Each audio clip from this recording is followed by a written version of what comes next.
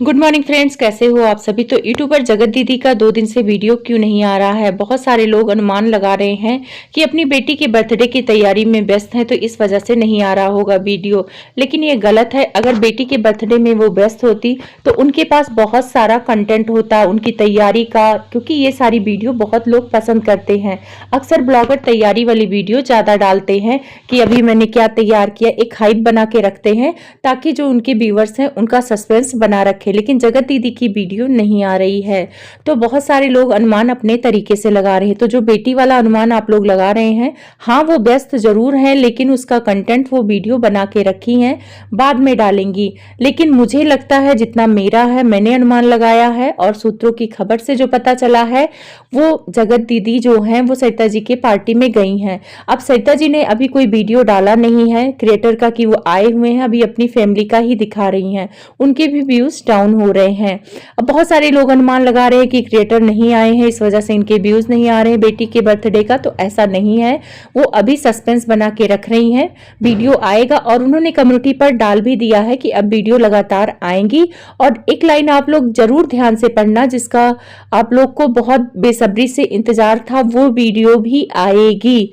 यानी जब सरिता जी ने वीडियो बनाया था कि किस क्रिएटर को बुलाए किस क्रिएटर को ना बुलाए, तो वहां पे जगत दीदी की डिमांड बहुत ज्यादा थी।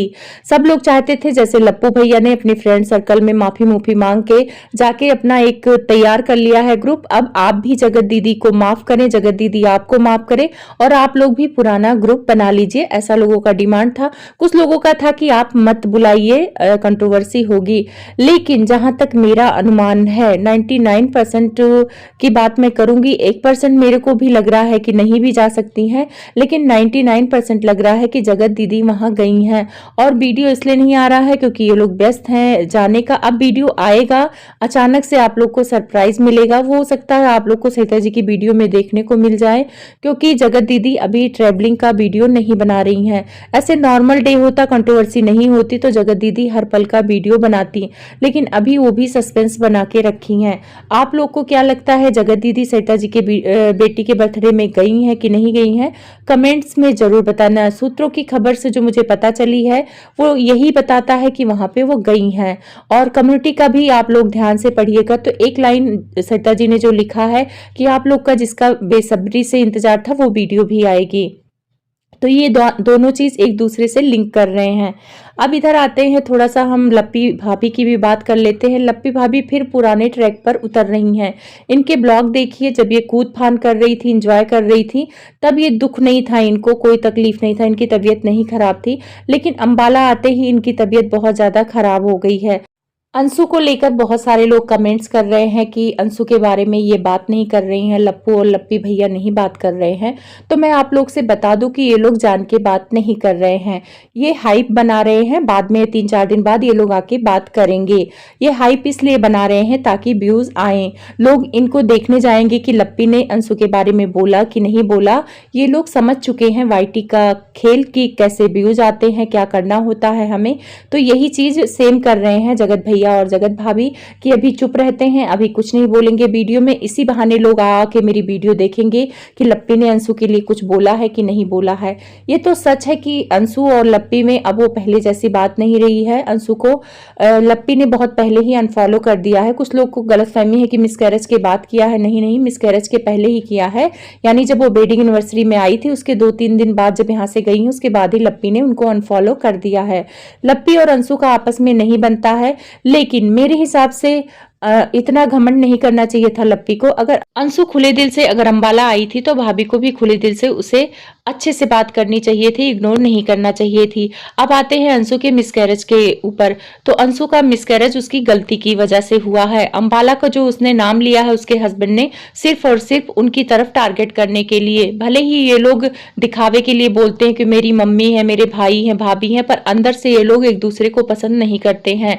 अंशु के हस्बैंड ने जो बोला कि ब्लीडिंग ब्लीडिंग अम्बाला से हो रही थी। तो ये एक नॉर्मल प्रक्रिया है, ब्लीडिंग बहुत लोगों को हो जाती है, इससे मिसकैरेज नहीं होता है। बहुत सारे केस में ऐसा होता है कि कई बार महीने 2 महीने में हल्का ब्लीडिंग किसी न किसी को प्रेगनेंसी में दिख जाता है। लोग डॉक्टर से सलाह लेते हैं, बाकी सब कुछ ठीक हो जाता है, उन्हें बेड रेस्ट डॉक्टर बोल देते हैं। लेकिन यहाँ पर 2 दिन बाद ही अंशु अपने घर चली गई थी, तो वहां पे उसको डॉक्टर को दिखाना चाहिए था। वहां से जाने के बाद अंशु इतना कूद फान कर रही थी, होली में अपने देवर के साथ कूदम कूदी मचाई हुई थी। तब इसकी सास को डांटना नहीं चाहिए था, और जब इसे पता था कि मुझे ब्लड की आ गया है, इसकी प्रॉब्लम हो गई है, तो इसे सावधानी खुद रखनी चाहिए थी। तो जो इसके हस्बैंड बोल रहे थे कि अंबाला में ये प्रॉब्लम हुई थी, तो अंबाला जान के नाम लिए थे व्यूज के लिए, ताकि वो लोग टारगेट हों।